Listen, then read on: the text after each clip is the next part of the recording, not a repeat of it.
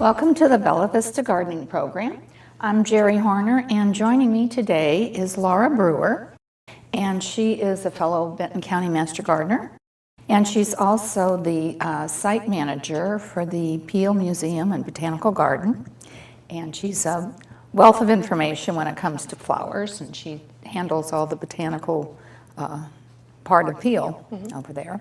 And today we're going to be talking about preparing for pollinators in your garden. So we will cover upcoming events and some things you need to do in your garden for the month of March. That starts the new garden season in Seriously Garden in March.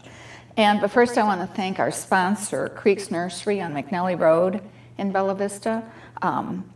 They're a great place to purchase the plants. They have a house plants in the wintertime that are just awesome. I don't know if you've shopped there. I have before. Yeah, it's wonderful. And so check out their landscape rocks and all their hardscape. And then if you do shop there, please thank them for sponsoring our TV program. So we really appreciate them. The upcoming events, unfortunately the Bella Vista Garden Club card party is going to be postponed again. It was scheduled for March. Now we're looking at the fall. So hopefully this fall we'll be able to get back to normal and get our indoor activities set up. But there are a few events you need to mark your calendars. The Dr. Compton's Native Tree and Plant Sale. That's right. Is going to be happening. Now Compton Gardens and Peel work together. There's two separate gardens, but they all work together on one foundation. That's correct. The Peel Compton Foundation. We have 4 sites total. 4? 4. Osage Park, Kohler, and also you've the Peel added Museum. those. Yeah, we've added 2 new sites this year. Oh, I didn't even know about that. Osage Park and Kohler Mountain Bike Preserve. Oh, Osage Park is new, isn't it? Very new. Very new. Oh, great. So there's more things to look at this year. That's great. So the plant sale, named for Dr. Compton, it's going to be coming up, March 28th through the 31st? That's right. Okay. March 28th through the 31st, 7:30 a.m. to 3:30 p.m. And then also April 1st, 7:30 a.m. to 6 p.m. Oh, that's going to be all day. Walk-ups. Yes, we're accepting walk-ups. And it's going to be a really exciting array of native plants. Oh, that's wonderful. We're really excited, and site managers and crews are working so hard to prepare that for us. So that's a lot of work save to do the dates. And come ready to shop. So they're celebrating the 50th anniversary of Dr. Compton's efforts to get the Buffalo River named as a natural river. So that's a big event for you. It's huge. So, and then also the Peel is going to have a sale. Now, the first sale is going to be at Compton Gardens. That's right. Okay. Yeah. And Mother's Day weekend we'll be having the Peel Museum and Botanical Garden hanging basket sale. Oh, okay. Yeah, and we'll be taking pre-orders for that. So check out our website for more information on that. Okay, and that website is peelcompton.org. It's real simple. peelcompton.org. Okay. Well, we'll have to look that up because I didn't realize you had 2 more sites. We're going to have to talk about that some more. Absolutely. The Bella Vista Spring Plant Sale is going to be on April 22nd and 23rd for the coleus and tomatoes. And then on May 20th and 21st, it's going to be for the trees and perennials and shrubs and our, big sale. And we'll have more about that next month too. But you can check out the website, bellavistagardenclub.com. It's real easy. And then the Benton County Master Gardeners are holding their plant sale, and it's the expo on May 13th and 14th. So they're a little bit later this year. So if you haven't picked up enough plants at the other plant sales, you can pick up some more at the Benton County Master Gardeners. So, but just mark your calendars and be sure and shop these sales. They're wonderful plants. They're grown here. They're going to survive. And there are a lot of native plants. We're getting a lot of native plants too, which is wonderful. So, but anyway, today we're going to talk about pollinators, and it's the time to start planning what you'll be putting in your garden to attract these bees and butterflies and pollinators. And we have a long list of those plants that are going to be helpful in your garden. And you probably have some of these plants already. You know, when you check around your garden, sometimes you're surprised what you have in your garden that's pollinator plants. And so there's butterflies and bees and flies and wasps, and there's a lot of different pollinators. There truly are a lot of insects that help us with our plants. Yes. Okay. I think for a lot of the plants that we have listed out, it's going to benefit the butterflies specifically, and also a lot of the native bees as well. So most of these plants will be for the early arriving pollinators that you'll see in your garden this spring. Well, we did have a program about bees not too long ago, and there are a lot of bees in our area. There's a big variety of bees. That's right. So, and then these plants are going to be beneficial for these pollinators. Yeah. So we do have pictures to show you of some of the pollinators, and the first one we have is the native columbine. I have this and I love it. You will see this at the native tree plant sale at Compton. It's for sale. This Okay. is on the list. We have some at Peel Museum and Botanical Garden as well. And I will say it is a favorite of the bees. Oh, they love it. And it does recede itself. It does, and it takes a while to get a bloom once it recedes. It's about the third year that you actually see the bloom. Yeah, so you it have to requires patience, but it's well worth it. Yeah. And then the other columbines, there's a lot of different columbines. So here's a blue columbine. I have Beautiful. about 8 different varieties of columbines, and they've come up all over my garden, and I just let them grow where they want to grow. So I don't have a specific spot for them, but they're just everywhere. They'll come up in the walkway even sometimes. Oh, that's lovely. You know, but they do recede, and I guess sometimes they'll recede and be a little different color. I don't know if they recede to the exact same color. So your native columbine will. It will always have that yellow and red. Right. And then, yeah, you're right, there can be some cross-pollination. So for your garden, since you have so many varieties, you're probably getting a little cross-pollination there. But once they're established, they will bloom every year for you. Oh yeah, they're just beautiful in the spring. Okay, and then we have the golden, the yarrow that's a really popular plant. And there's many varieties of yarrow. Yes, and of I colors. think at the native tree and plant sale, we'll have the white yarrow, the wonderful. native yarrow there. So definitely a big pollinator attractor. And it does spread, It does spread, so yes. you have to have room for it. Right. Or you can divide it yourself if you like. You can control it. That's right. Okay. And then the asters. We have a lot of aster varieties that come in a lot of colors. And the asters bloom a little later, don't they? Or Yeah, you know, this one, I included this one because I have just seen such results, wonderful results in late summer, early fall, and the butterflies and bees, wasps, all the pollinators just seem to be very attracted to this. So I didn't want to leave it off the list. If you're going to start it from seed, now is the time. You have to start it now, right? Right, so that's why I wanted to include this, because although it is blooming in late fall, now is the time to get your hands on seed to start growing. Now, some of these plants you will, let's see, this is the agastache. Some of them you'll purchase already in a pod and already, started, and some you can grow from seeds. Yes, and the blue boa especially, you will agastache. have. Yeah, you'll have that at the garden center. The blue boa is a wonderful variety, and once you have it established, again, it will come back year after year. It's a lovely perennial. It's great. And the agastache, I think, keeps the deer away. It has a very pungent scent, Right, doesn't the deer it? don't like it, so that's a really good The thing. deer don't like it. Now, the dianthus. I put the bass pink in here because I love the bass pink dianthus because That's of the wonderful. scent. Oh, it's like perfume in your garden.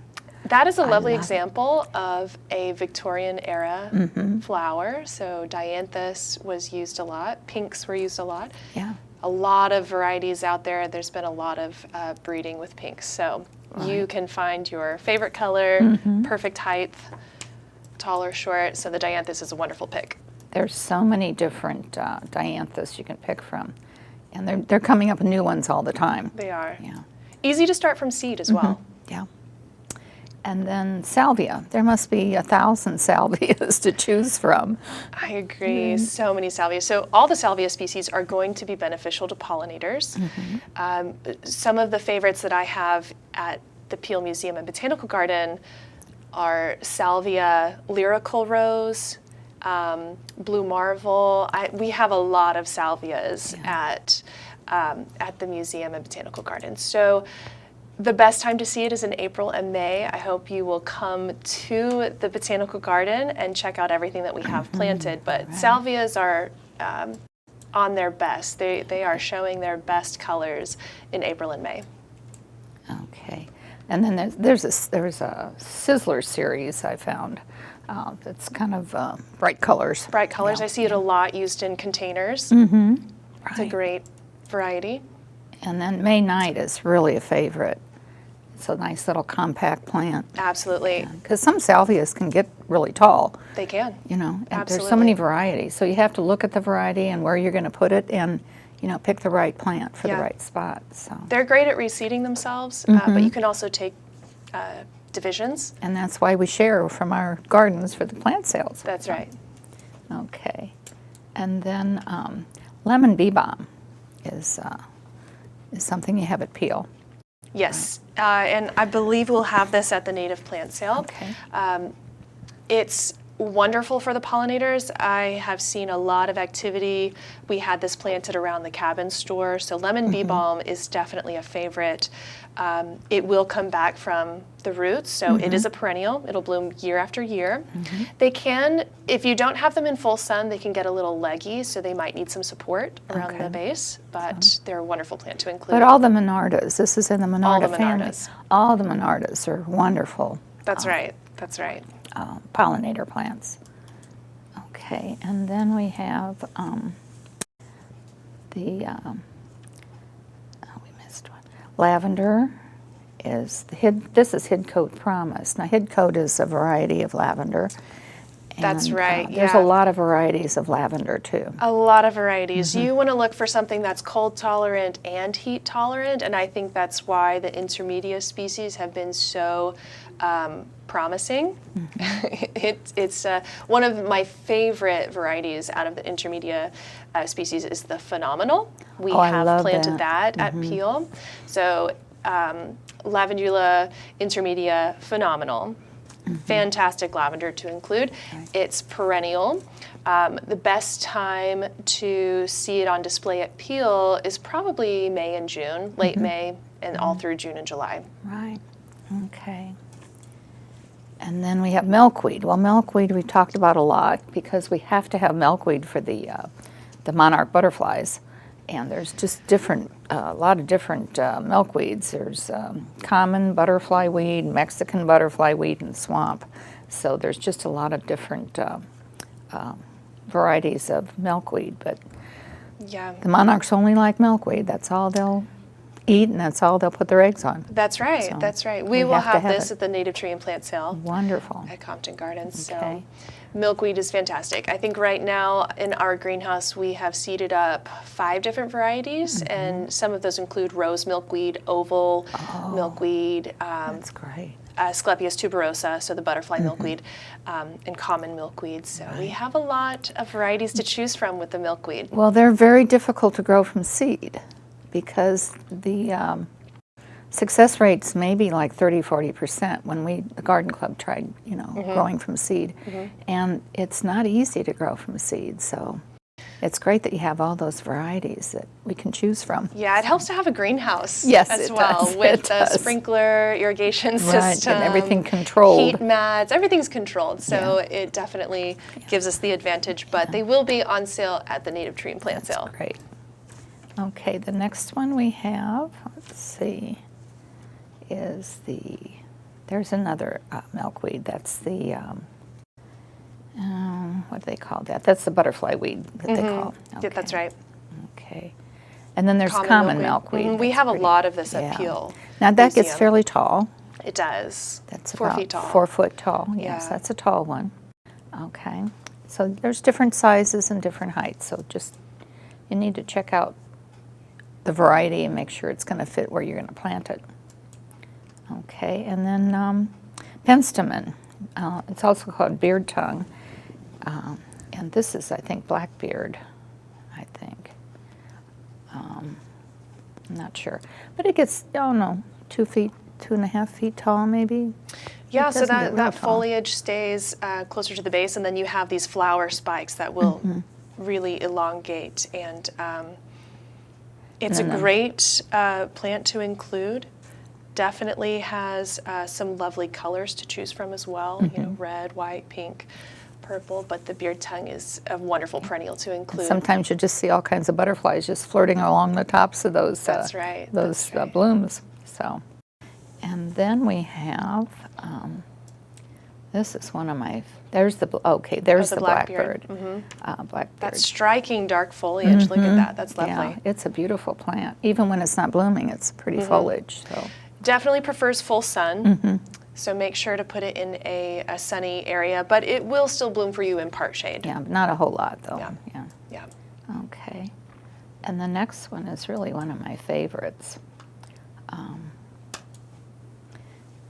The Geranium Roseanne. Now I have One of your seen favorites. so many gardens. I get the Fine Gardening daily email, and most of the most beautiful gardens have this plant in them. And I don't have this, and I want to get this. It's just a beautiful geranium. They're short.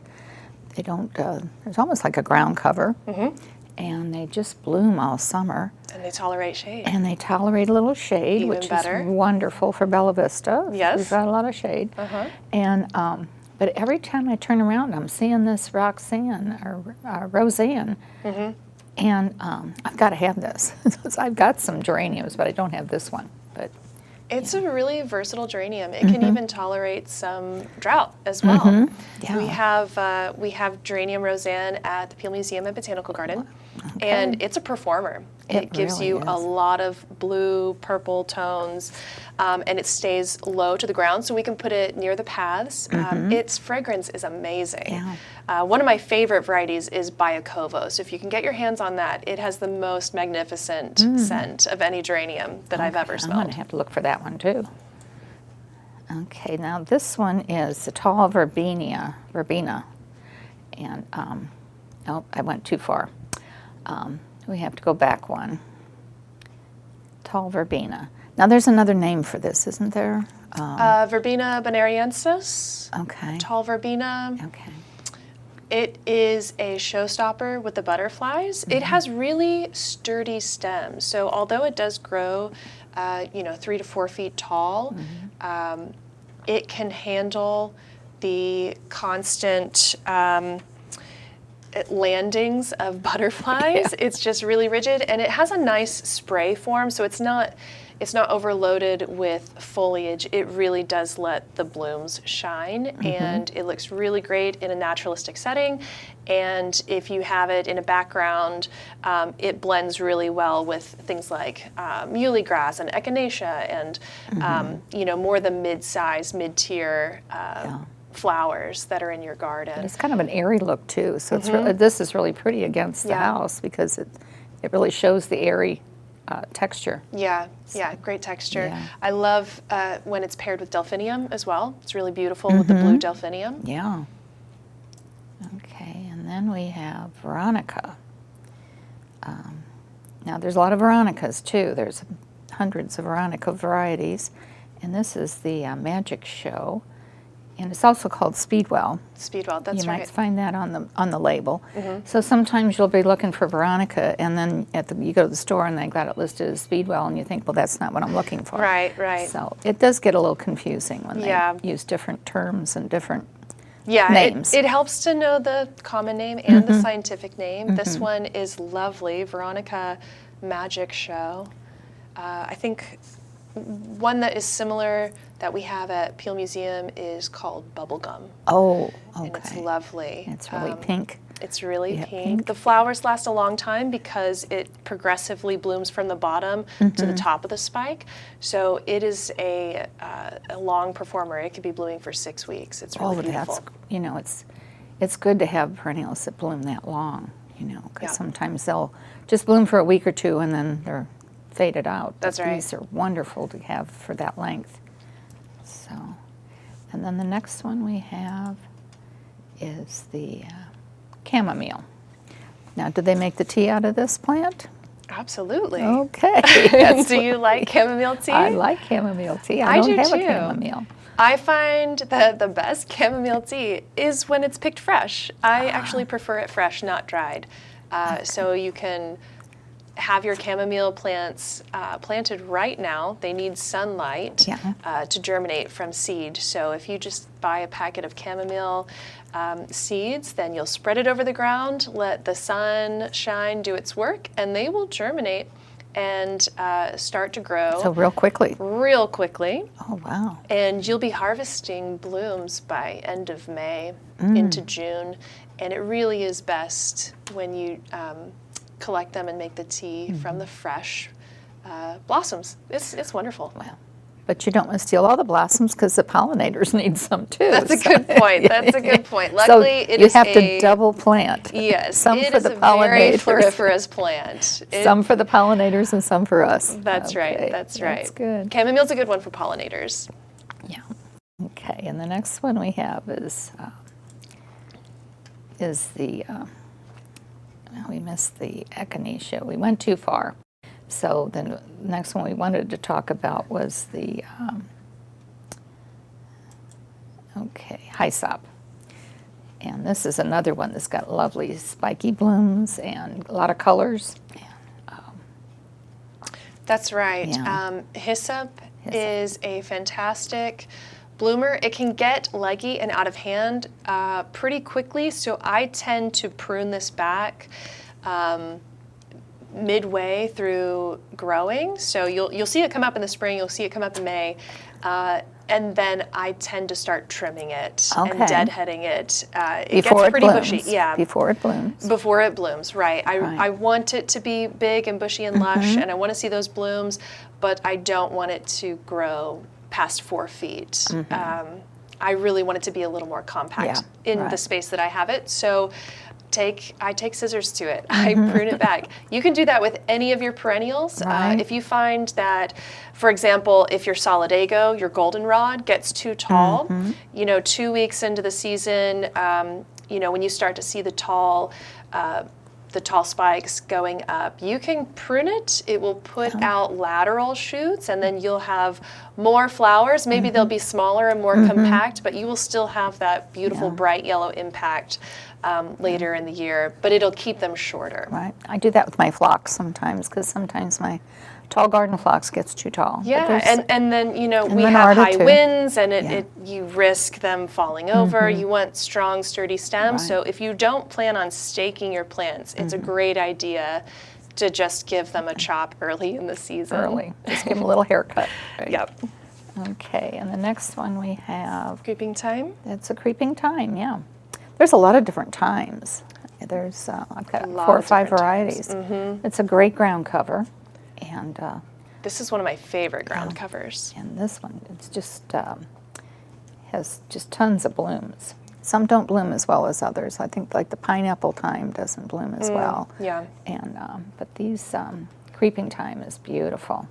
Yeah, I really don't use this as a culinary thyme. I really just use it for around stepping stones and paths and anywhere that I just want a carpet of purple in the spring. Right. The one that I use is called elfin thyme, and it has a little more of a pinkish hue to it. So Now, there's different colors of thyme yeah, too.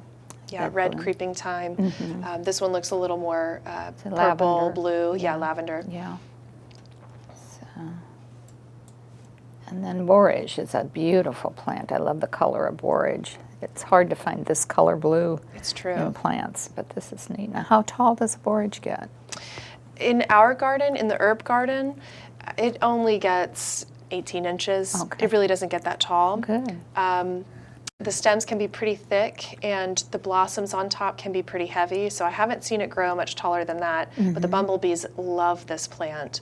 The blossoms are also edible. It kind of has a cucumber taste to it, so it's a wonderful plant if you want to throw in the borage blossoms into your salad or on top of desserts. It's that really stunning blue that it's hard to really take your eyes pops. away from it. It really pops. It's a beautiful color. And the shape of the bloom is just, you know, the blossom is so That different. beautiful star shape. Yeah. Okay, then we have tall garden phlox. This is one of my favorites. I mean, the butterflies just love the phlox. They're just fluttering all over it all the time. And so. you said you have this in your garden? Oh yeah, I have it everywhere in my garden. Nice. It's another one that pops up wherever, and I just let it grow wherever it grows. So, and I even have a big rock that says I didn't plant this, and I could probably put that rock in about 8 places in my garden. But you know, if the birds spread the seed and it grows and it likes it there, I'll let it grow there. So, but the tall garden phlox, you see it everywhere in those old, farms that are no longer there. The building may be gone, but the phlox is still growing, and you know. Same with the daffodils. And the daffodils, yeah. So that's a great addition to your garden. And there's a lot of new varieties too that are more disease resistant because it does get the mildew sometimes. So Yeah. with the rain and damp weather and whatever. So Yeah. If you don't plan on spraying anything on your phlox, really the best thing to do is just make sure it has plenty of air circulation. Right. So if you find that your phlox is getting a lot of powdery mildew, there are some organic products, but really giving it air circulation, dividing your clumps in the fall, and making sure that there's plenty of sunlight as well. yeah, they need sun and air. Yeah. Yeah. Okay, and then of course zinnias. Zinnias are always a favorite pollinator because of the varieties. There's so many varieties of zinnias, and Do you have a favorite? well, they came out with a new one. I thought it was fairly new. It was called Candy Stripe, Oh, and it was just so cute with all the different stripes on the petals. And I just thought it was beautiful. But there's some that are, more compact, and and Like then the some that Oklahoma are more series? open. Yeah. So there's just, hundreds and hundreds of varieties, and they're Yeah. easy to grow yeah. from seed. Yeah, we have them in the cutting garden at the Peel Museum and Botanical Garden. We have probably 10 different varieties, but I love the Oklahoma series. I went to Oklahoma State University, and we did a lot of trials on zinnias and proven winners at the Botanical Garden there. So I do love the Oklahoma series. I've found that it's very reliable, and it does not get powdery mildew as bad that's as some of the great. others. It still gets some, but So will you have can treat it. will you have these at the we the will sale? not have the zinnias No. at the sale, no, unfortunately. We'll have others, though. Maybe, some of the solidagos. We'll have, I think we will have Baptisia australis, so the wild indigo. We usually have that. And really just anything that you see in Compton Gardens, we're going to have that at the Native Tree and Plant Sale. Okay. And then more than that. So last year I remember we had Jack in the Pulpit and that's so some really unique plants. Again, this is a walk-up event, and so if you are a walk-in, the people who have reserved times to go and shop, they tend to take precedence, and then we will accept walk-ups. So just make sure. So go to the website to sign up. Yeah, just go to the website and sign up there. But it's a wonderful plant sale. You'll find things that you didn't think were natives in Arkansas. You'll discover something new every time. It is surprising sometimes, the native plants we do have, and we don't think of them as natives, One of my favorites is the great blue lobelia. Have you seen that? No. It's wonderful. Lobelia is beautiful. It's a little bit difficult to start from seed, but well worth the effort. It takes stratification for about 60 days. So that's cold and moist conditions for about 60 days. Okay. I just use coffee filters, spray it with some water, and then put it in the fridge in a baggie. Oh. And that is essentially That really stratifying the seed. Yeah, that really works. Yeah. Well, you also have flowering trees at Peel. So you have apple and redbud and lilac and golden currant and St. John's wort. So other than, just plants, there's trees that are blooming and they're pollinators too. Absolutely. So. And then you also had a reference book you were talking about. Yeah, so this is a great quick reference book. It doesn't give you an enormous amount of information on each plant, but it does allow you a quick reference on what is a great pollinator plant. It is broken down by trees, by perennials. It does have a native section. Oh, so great. this was produced by the Xerces Society, and I think it's a great little book It's a great to have reference. on the bookshelf. Yeah, and over 100 plants. So it's great to check out. I'm not affiliated with anything with this book. It's just Just on a my good bookshelf, book. and I love it. So. And see, then after you look at the book and then you Google it and you find more information. That's So right. what did we do That's before Google? exactly, It's exactly. Unbelievable. Yeah, you can dig deeper and find out how to grow everything from Right, seed, and right. failing is not bad. Failing No. is good. We learn a lot when we fail. we do So learn, yeah. try something new this year. Don't be afraid to fail. So then we also have some things to do in our garden in March. It starts getting busy. You got to sort through any of your seed packets you have. And most of them are good for 2 or 3 years. You don't have to use them that first year you buy them. You might have to plant a few more seeds, to get your sprouts coming up, but they would still probably come up.